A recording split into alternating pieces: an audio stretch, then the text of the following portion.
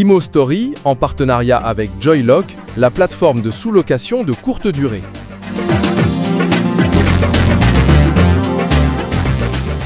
Salut à tous, j'espère que vous allez bien. Bienvenue pour l'épisode numéro 6 d'ImoStory. Cette émission aujourd'hui est sponsorisée par Joylock. Joylock, c'est la révolution de la sous-location de la courte durée en France. C'est surtout la première plateforme qui démocratise la sous-location de courte durée. Joylock permet aux locataires de générer des revenus complémentaires pendant leurs absences en toute transparence avec leurs propriétaires. Un modèle gagnant-gagnant qui redistribue 70% des gains aux locataires et 30% aux propriétaires. Le tout sécurisé par un contrat légal. Que vous soyez étudiant, salarié ou indépendant et absent régulièrement, Joylock transforme votre logement en source de revenus sans impacter le marché local traditionnel. Philippe, bonjour. Bonjour Nicolas. Est-ce que tu peux te présenter en une minute? En une minute, oui. Je m'appelle Philippe Jean-Louis. Je suis professionnel de l'immobilier, détenteur de sa carte T depuis 1998. D'accord. Avant AOL. Comment? Avant AOL. Oui, j'ai 33 600 kilobits seconde. Ouais, c'était ça. Oui. Et j'ai eu une agence qui s'appelait Études Doumer au 71 avenue Paul Doumer jusqu'en 2017 que j'ai fermée pour des raisons de santé. Ah, on va y venir. Si on revient en arrière, quel a été ton parcours initial pour arriver dans l'immobilier? Pour arriver dans l'immobilier, alors j'ai commencé par de la communication médicale pour les laboratoires pharmaceutiques. On avait un support de presse et on vendait donc de l'espace publicitaire. D'accord. Ça a fait faillite quand les gros laboratoires ont commencé à fusionner ensemble.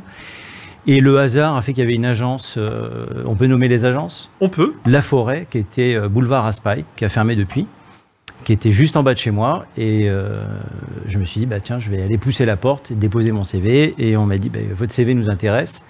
J'ai dit, génial, je vais travailler en bas de chez moi. Et je me suis retrouvé à Charenton-le-Pont, sans connaître ni le secteur, ni le métier, ni rien du tout. Et j'ai été à l'école La Forêt, j'ai fait du démarchage avec ma petite veste, ma petite sacoche, monter dans les étages, frapper aux portes, dire bonjour, Philippe Jean-Louis, La Forêt Immobilier. Et donc ça t'a plu et derrière tu as souhaité...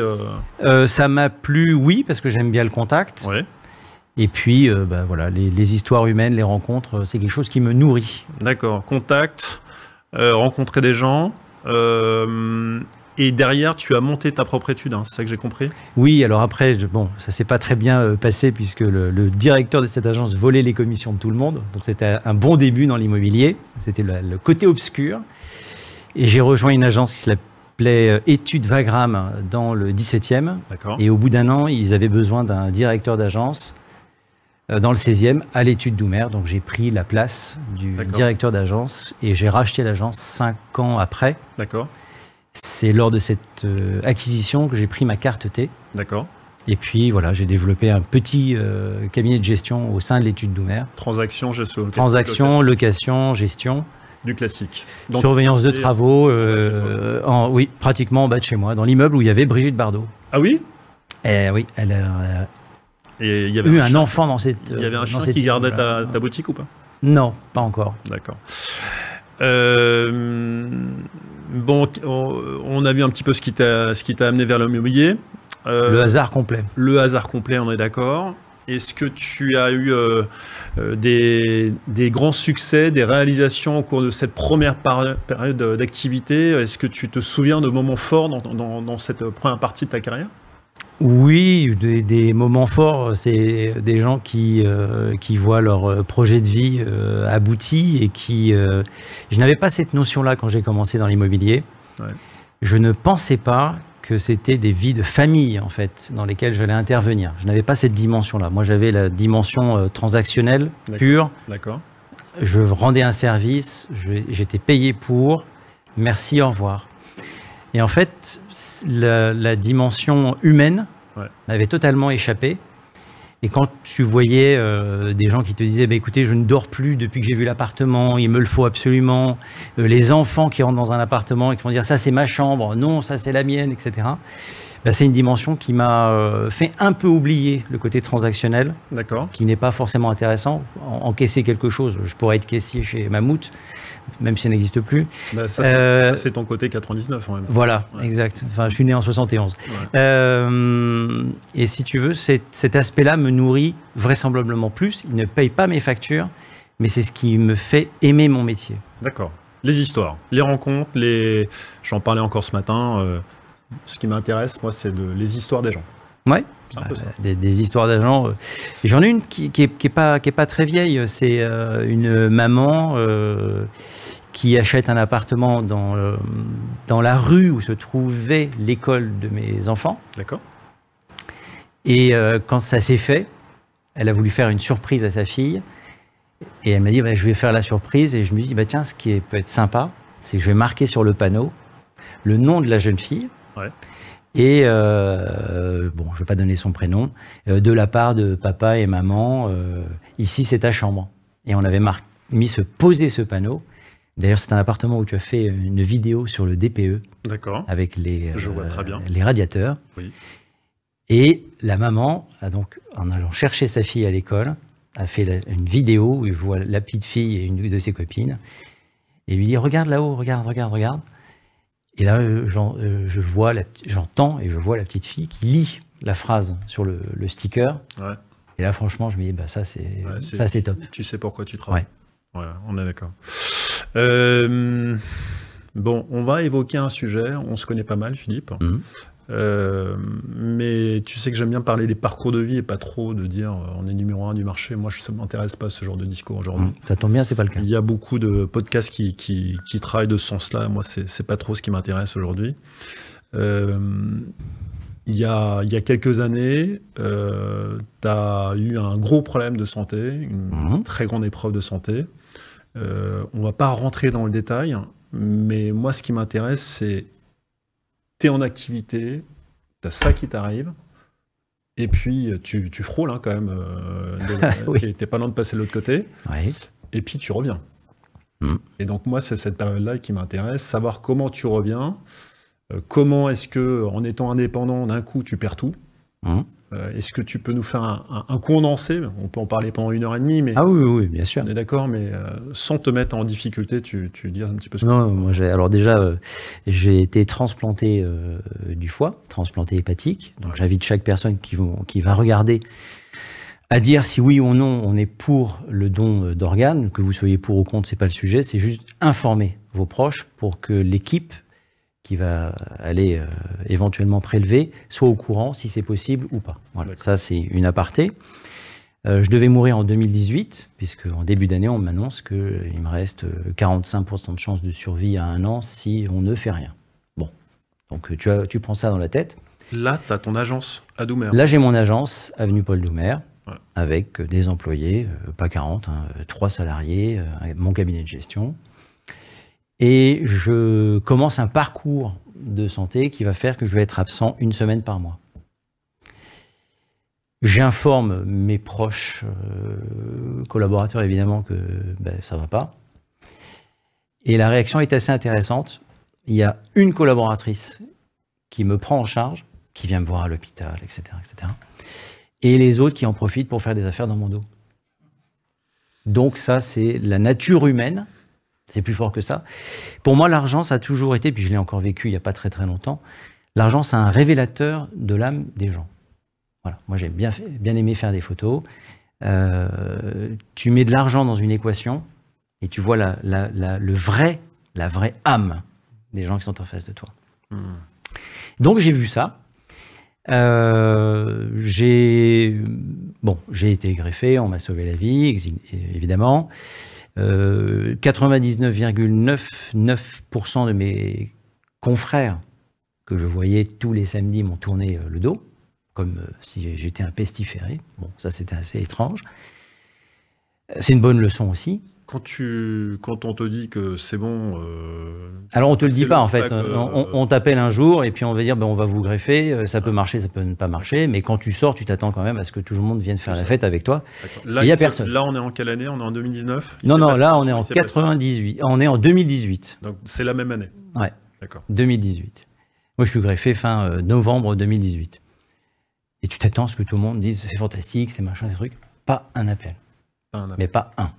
Fou. Voilà. Sauf tes ultra proches. Ouais. Et donc, tu te raccroches à ces personnes-là. Tu réapprends à marcher. Enfin bon, tu as tout un truc, un parcours qui est assez intéressant. Oui, parce qu'en plus, tu as tes facultés qui sont. Ah ben, tu peux pas marcher correctement. La maladie, elle a un intérêt, c'est que ça te rend humble. Ouais. C'est-à-dire que tu te retrouves à 47 ans dans le même état qu'un bébé de 6 mois. Donc, je ne te fais pas de dessin. Tout ce que tu dois faire à un bébé de 6 mois, c'est ce qu'on te fait pendant une semaine. Voilà. Et alors, tu es indépendant? Comment? T'es indépendant. Ne serait-ce que tes revenus financiers. Tu fermes ta boîte. Basique, hein, mais... Tu fermes ta boîte parce que y a plus de chiffre d'affaires. T'es pas là, tu as bien compris que de toute façon, ça n'allait pas aller au bout. Tu as 2 charmantes collaboratrices qui t'amènent au prud'homme et qui te défoncent la trésorerie en t'expliquant c'est pas contre vous, mais j'y ai droit. Et puis tu en as une des 2 qui part avec le fichier et qui va faire des ventes dans une autre agence. La petite anecdote, hier matin, je prends un café et je vois son directeur qui me dit « Bonjour, comment ça va ?» Je lui dis « Écoute, ça va très bien. J'espère que tu as bien apprécié les 8 ou 9 ventes que tu as fait en 2019 quand elle est partie avec mon fichier. » Mais voilà, c'est la vie. C'est comme ça. Donc, tu te retrouves tout seul. Tu perds ton agence. Tu perds ta famille parce que j'ai voulu aller mourir tout seul plus loin, comme un con. Donc, j'ai fait table rase autour de moi. J'ai rencontré quelqu'un qui a été là et qui m'a suivi jusqu'au bout. Mais professionnellement, c'est la descente aux enfers. Oui, qui était déjà là avant et qui a connu la chute et le retour du phénix. Et donc, voilà. Donc, professionnellement, tu repars de zéro. Tu as perdu ton appartement. Tu as perdu ta boîte. Plus personne ne te tend la main. En fait, j'étais un pestiféré. La peste. Et puis physiquement, moralement physiquement, alors c'est très difficile pour moi de dire, j'ai jamais dépendu de personne. On m'a interdit de travailler au moins 6 mois. J'ai demandé, j'ai prié pour qu'on m'autorise de travailler au bout de 3 mois. J'ai rejoint un réseau que je ne nommerai pas et qui m'a donné l'idée de cette vidéo que tu as vue hier. Non, on s'est rencontrés dans l'autre. Non. Je suis allé de pire en pas mieux, en fait. Mais inverse. Le premier était vraiment une mascarade. Et le deuxième est un concept, en fait, qui ne me convenait pas, et je pense que toi non plus. Également. Trop indépendant. Donc, il faut repartir de zéro. Et puis, il y a toujours un truc positif. J'ai rencontré des gens magnifiques lors de la greffe. Toi, je t'ai rencontré, je t'apprécie. Sinon, je ne serais pas là. Je te paye pour venir. Oui, c'est vrai, c'est pas faux. Si je peux avoir une avance, d'ailleurs, ça m'arrange. Et donc, tu repars de zéro. Tu as quand même, allez, ça fait 27 ans de métier, 17 ans dans un réseau, un groupement d'intérêt économique, où tous les samedis, tu fais des déjeuners, chacun paye sa part, et puis tout le monde a disparu. Je m'attendais au moins à ce que quelqu'un me dise, écoute, je pense que c'est un peu compliqué pour toi. Viens faire l'agent co. Il faut savoir qu'un agent co, ça coûte 0. Mais bien sûr. Voilà, j'aurais fait des visites à la vitesse de l'escargot de Bourgogne. C'est quoi d'ailleurs quand on entend parler du secteur d'activité qui n'arrête pas de recruter? Mais c'est bien. De l'immobilier. Oui, c'est bien parce qu'il faut des gens pour distribuer des flyers. Mais qu'est-ce que tu entends par recruter? Parce que moi, j'ai une autre définition du recrutement. Tu vois. Ah oui, non, recruter, non. Alors recruter pour certains réseaux, en fait, quand ils recrutent, tu as le droit à donner de ton temps. Tu as le droit à subir un agenda qu'on t'impose. Qu'est-ce qu'il y a d'autre? Tu n'as pas de salaire, bien évidemment. Voilà. Donc c'est là où le mot recrutement est assez intéressant. On recrute, mais il n'y a pas de salaire, démerdez de ziziche. Et surtout, t'es gentil. Si c'est dans une agence, t'es agent co, mais t'es là à 9h. Moi, je pensais qu'on ne pouvait pas avoir de rapport hiérarchique. Bon, j'ai dû me tromper, en fait. Je n'ai pas bien compris. Dans mon agence, je n'avais que des salariés. C'est pour ça que j'ai eu la chance de connaître les prud'hommes. Bien sûr. Voilà. Bien sûr. Merci en tout cas pour ta transparence, tout ce que tu racontes. C'est aussi ça qui m'a intéressé chez toi. Donc là, on arrive sur le retour du phénix. Le retour du phénix. Et moi, ce qui m'intéresse, c'est par rapport à tout ce que tu as vécu là en l'espace de 3-4 ans. Ça a été soudain, ça a été brutal. Ça a changé littéralement ton quotidien et ta vie. tu te relances dans l'immobilier. Oui. Première question, pourquoi tu y retournes? Parce que je ne me vois pas, à 48 ans, je ne vois pas un métier où je peux retrouver ce côté humain. Parce que la greffe m'a permis, et c'est là où il y a un lien avec ma mentalité d'aujourd'hui, que certains peuvent comprendre, Ouais. c'est que j'ai reçu un don de vie. Et ma façon de le rendre, c'est d'être très présent dans mon quartier. Oui. Alors, il y a des gens qui ne comprennent pas qu'on fasse des choses gratuitement, mais c'est l'explication. J'ai même une cliente qui a cru que j'étais un curé défroqué. Alors, j'ai dit, ben non, c'est tout simplement, j'ai été greffé, donc c'est ma façon à moi de rendre à la société. Et dans mon métier, je ne rends rien, évidemment, parce que je ne travaille pas gratuitement, mais je dirais que j'ai une conscience professionnelle qui vient parfaire ou qui va au-delà du montant de ma commission. C'est-à-dire que je suis capable de travailler 300 heures dans la semaine pour faire aboutir un projet parce que... Tu feras attention, hein, parce qu'il n'y a pas trop Oui, de temps dans la semaine, je ferai attention. Ouais. Mais il faut pas le dire parce qu'on n'a pas trop le droit de travailler. Non. Mais c'est surtout que ça me permet de faire aboutir. J'ai une cliente qui m'a confié un bien, et puis un deuxième, via les réseaux sociaux, via TikTok. Ouais. Incroyable, je n'y croyais pas. TikTok, c'est fou pour toi. Hein. TikTok, pour moi, c'est complètement dingue. Tu fais des trucs, des lives. Je fais des lives, je donne des conseils. Il y a des gens qui... Bon, alors c'est amusant parce qu'il y a... 50 combien, là? T'as quel âge, maintenant?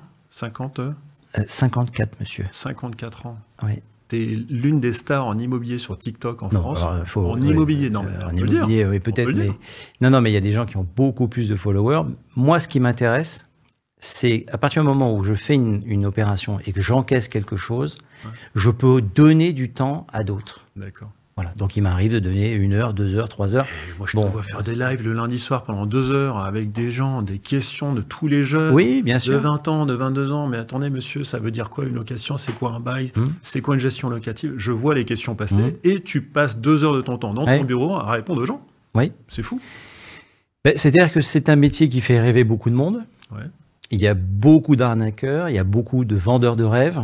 Et j'estime que dans notre métier, puisque c'est le nôtre, il y a 97% de gens qui devraient faire autre chose parce qu'ils ne sont pas là pour les bonnes raisons. Je t'ai pas invité pour rien. Hein. C'est pas faux. Et donc, j'essaye de faire en sorte que les gens ne se fassent pas berner. Là, il y a eu une tentative d'escroquerie en utilisant Philippe Immobilier sur les réseaux. J'ai vu ça la semaine dernière. C'était pas mal. Où on demandait aux gens d'envoyer 69 € pour recevoir le dossier d'une dizaine d'appartements partout en France. Donc j'ai reçu des appels. Bonjour monsieur, je voudrais des infos sur un appartement à Châteauroux, un T4. Alors j'ai dit T4, déjà ça commence parce que à Paris on dit F, mais bon. Donc je sais que c'est pas pour moi. Et la personne me dit voilà, est-ce que je peux, comment je fais pour envoyer les 69 €? Les 69 €. Alors, madame, Châteauroux, je pense que c'est une erreur, parce que c'est pas moi. Ouais. Mais pourquoi 69 €? Parce que l'annonce stipule, vous voulez recevoir le dossier de location, envoyer 69 € à tel truc. Donc, c'est une belle escroquerie. S'il y a 1000 personnes qui se font avoir pendant le mois d'août, ça fait 69 000 €. C'est aisé, c'est facile à gagner. C'est voilà. Super réel. Et je ne voudrais pas que les gens pensent que je suis derrière ça. Donc, j'ai fait une vidéo. Ouais. Pour dire, ce n'est pas moi, mais le numéro continue. Et alors, je ne sais pas pourquoi.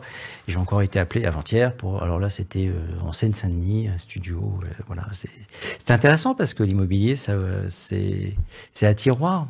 Et moi, je suis dans le 16e et au Rayol-Canadel, je vois d'autres choses. Le Rayol-Canadel, pour ceux qui ne connaissent pas, c'est où? C'est 45 minutes de Saint-Tropez, direction Toulon. C'est Verrières, par là-bas, à une demi-heure. Exactement, ouais. Très bel endroit. On a fait une très belle vidéo ensemble début mai. Oui. Bonjour à Valérie. Alors, on est là aussi pour rigoler. Oui, absolument. Je suis sûr que tu as plein d'anecdotes. Alors, j'en ai noté quelques-unes. Bon, on va commencer par la plus drôle. Ah. Parce qu'en 30 ans de carrière, j'imagine qu'il t'est arrivé plein de choses. Alors, la plus drôle, la plus drôle est totalement ridicule et c'est de ma faute. C'est Charenton-le-Pont, une maison à vendre. C'est une succession et je vais avec un garçon qui s'appelle Cédric à l'époque et on fait les visites 1 fois, 2 fois, 3 fois. Et puis dans la chambre, il y a le lit de la défunte. Et il y a le corps, l'empreinte du corps, puisque elle a été la mise en bière, enfin tout ça s'est fait sur place. Et bon, bien évidemment, on ne dit pas que le lit, c'est le lit de la défunte, mais on voit bien la trace, la marque du corps. On fait les visites. Et puis le directeur d'agence, le fameux là, qui payait pas les coms, dit les garçons, vous avez oublié d'éteindre les lumières dans la maison. Alors, je dis ben non, on n'a rien oublié du tout. On y est allé en pleine journée, donc on n'avait pas besoin d'allumer les lumières. Ah si, je vous dis bon, alors on prend la voiture, on y va. Et effectivement, le salon était allumé. Bon, on ouvre les grilles, à peu près les mêmes grilles que le studio ici, avec une allée d'arbres. Bon, elle fait pas 3 km, mais elle pourrait faire 3 km.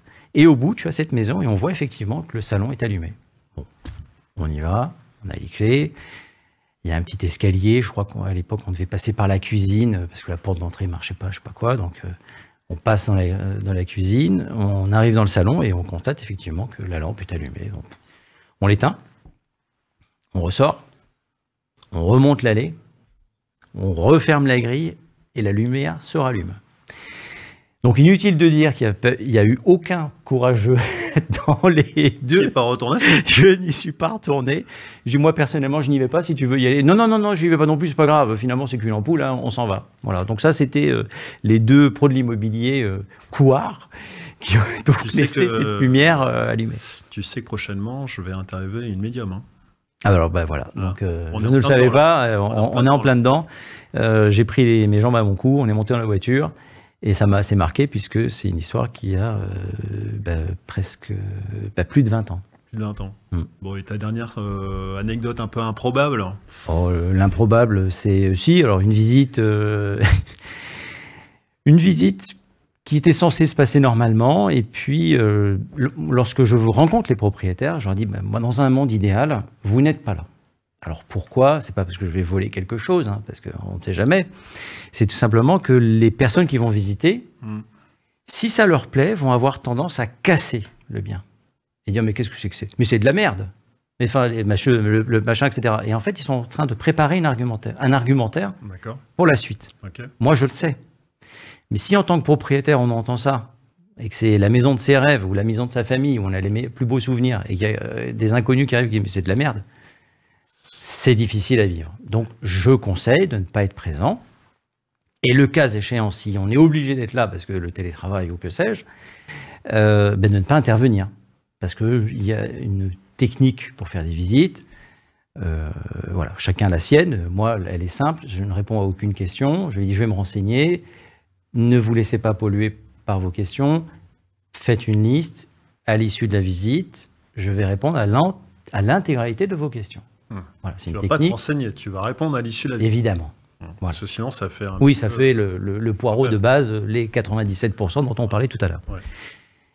Et là, donc, j'arrive, j'ai les clés, et je mets la clé dans la porte, et la porte s'ouvre. Et là, madame est là. Je dis, bon, bonjour madame, oui, il n'y a pas de problème, faites la visite.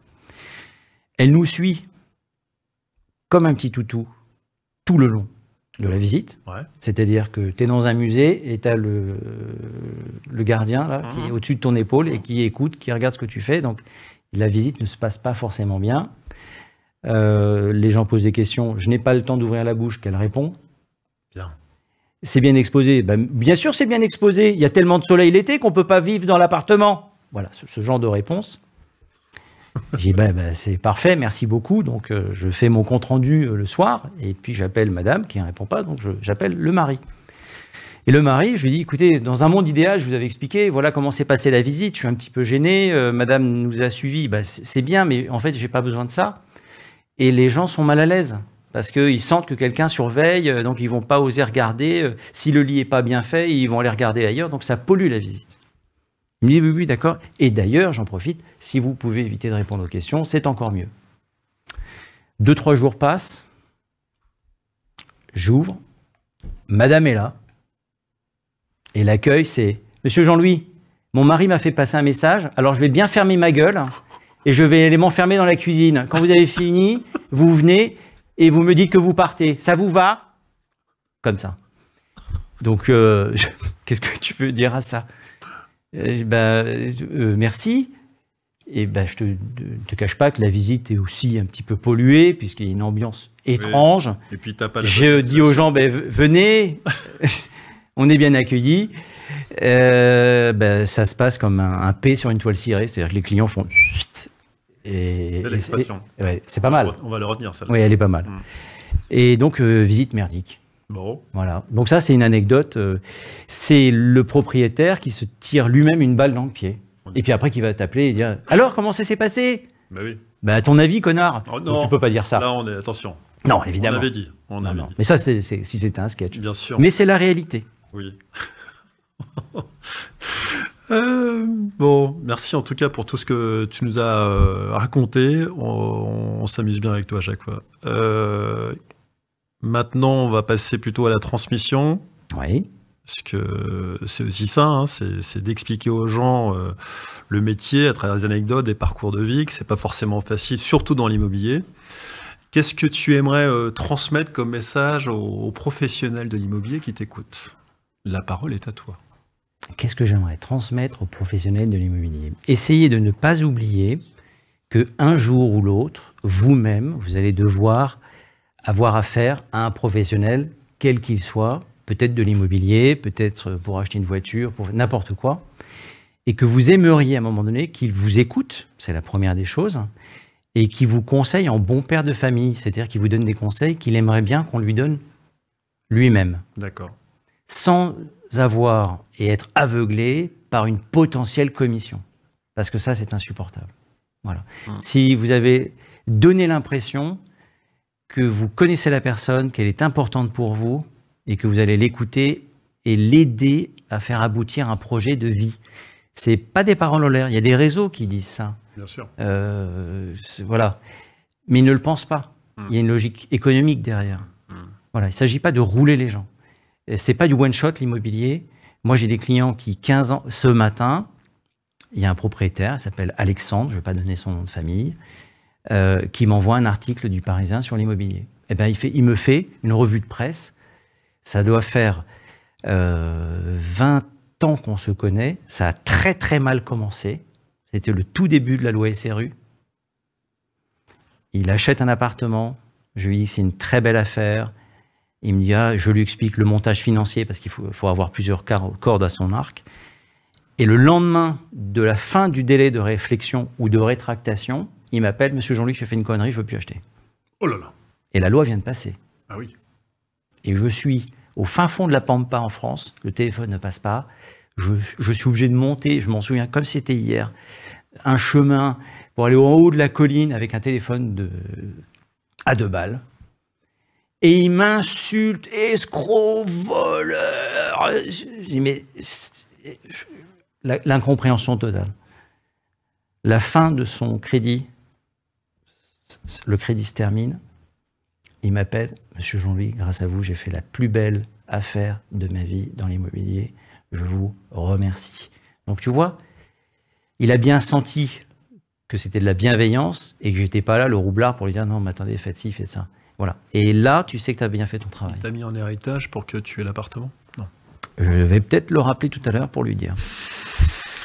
Dis-moi, on a parlé des preuves de vie, justement ces gens, que ça soit d'ailleurs dans l'immobilier ou dans d'autres secteurs, qui sont confrontés, paf, à ce moment qu'on n'attend pas tous, surtout aussi jeunes, 47 ans c'est jeune. Ouais. Tu as un conseil pour ces gens-là? Ne serait-ce que, tiens, un sujet, l'assurance. Comment on fait? On est indépendant? C'est pas compliqué. Si on est célibataire, on a personne. C'est pas compliqué, c'est qu'à un moment donné, j'ai quand même passé 2 nuits dans ma voiture. Eh oui. Parce que je me suis retrouvé, j'ai SDF, ça n'a pas duré longtemps. Mais à un moment donné, tu n'es pas habitué. Tu sors de l'hôpital où tout le monde t'aide, on te torche, on te nourrit, on te retourne, on te met dans un truc, on te fait faire, etc. Tu es projeté à l'extérieur, tu as juste oublié. Tu es rentré en pensant « je vais mourir », parce que c'est vraiment l'attitude que j'avais, et même pour mes proches, ils l'ont tous pensé. J'ai même des confrères qui ont été dire que j'étais mort à l'ensemble de mes clients. Donc ça, c'était pas mal. Quand tu les croises après dans la rue, ils disaient « c'est vous ?» Je dis « non, moi je suis le frère, l'autre est mort. » Mais du coup, parce qu'il vaut mieux rire de tout ça. Mais tu t'es projeté dans un monde où tu n'as plus les codes. Ouais. Parce qu'en fait, tu n'as plus d'argent, tu n'as plus personne, tu n'as pas d'emploi du temps, tu es comme un con. Tu es un zonard. Je comprends. Tu zones. Je comprends. Non. Donc il faut se raccrocher, en fait, aux fondamentaux. Et les fondamentaux, pour moi, c'était aider les autres. Je ne veux pas dire aider son prochain, on n'est pas dimanche matin. Mais c'est ça à la base. Et ne pas oublier qu'on n'est jamais seul. Il suffit de bien regarder, on n'est pas seul. Et moi, j'ai une personne qui a été là du début, non pas à la fin, puisque c'est pas encore fini, je suis encore là, et on est encore ensemble. Oui, une personne fort sympathique d'ailleurs. Voilà. On arrive à la fin, on a beaucoup parlé. Je n'ai Oui. pas vu le timing, je pense qu'on a beaucoup parlé. Tant mieux. Mais je ne suis pas étonné. Si tu devais résumer ton Imo Story, tiens, c'est un terme que j'aime bien utiliser, Oui. en une phrase forte, ce serait quoi pour toi? Résumer l'Imo Story en une phrase forte. Moi, je te dirais merci d'avoir pu partager mon expérience. C'est gentil, c'est avec grand plaisir. Est-ce que tu voudrais délivrer un message final? Alors, on n'est pas en train de se dire c'est fini. À la Coluche ou à ceux qui ont des doutes, qui hésitent à se relever après une chute, est-ce que tu as un petit message? Oui, il faut. La solution, elle est dans votre tête. Il ne faut pas aller chercher ailleurs. Parce que si vous allez chercher ailleurs ce qui devrait être en vous-même, vous serez perdu et vraisemblablement déçu. Ne vous attendez à rien de la part des autres, comme ça vous ne serez jamais déçu. Si je suis là aujourd'hui, que j'ai quitté l'hôpital, la Pitié-Salpêtrière, 15 jours après ma greffe au volant de ma voiture, c'est par les personnes qui m'ont entouré, et 2, c'est le mental. Si tu n'as pas le mental, quoi que tu fasses, si le moindre écueil devient insurmontable, eh bien, la vie, tu vas passer à côté et tu vas passer ton temps et tu finiras recroquevillé sur toi et tu diras c'est dégueulasse, c'est injuste. Non, c'est pas injuste. C'est juste que tu ne t'es pas donné les moyens de surmonter les épreuves, et il y en a. Merci beaucoup, Philippe. Je pense qu'on va se revoir bientôt parce qu'il y a une thématique que je voudrais développer avec toi, c'est la gestion des émotions, et là-dessus, tu es assez fort. Merci en tout cas. On peut rigoler avec ça aussi. On peut rigoler également avec ça. Merci en tout cas d'être venu, c'était super. En tout cas, merci pour ta transparence. Je vous dis à très bientôt pour un nouvel épisode d'Imo Story. À bientôt, bye bye.